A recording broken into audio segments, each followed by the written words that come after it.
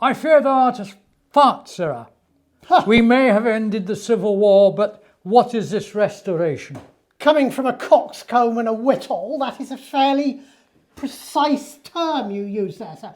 As far as I can see, your sole claim to fame is to be a younger son who has hoard your lack of skill around the more dubious parts of the German wars.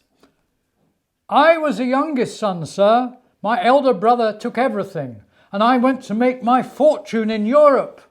And alas, alack, I came back a poverty-stricken soldier.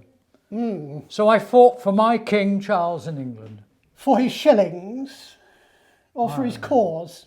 For his cause. He was an honest gentleman, and I am a Christian Protestant Church of England.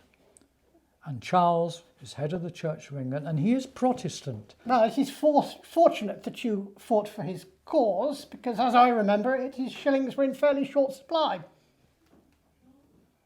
Well, his friends supplied a lot of money. And what will you do now, sir? Will you hire yourself out to the Parliament? I'm too old to fight, sir. Ah, I see. I just wish to have good ale and sit in a public tavern and So in other words, you now put your mouth where your money used to be. Take that as you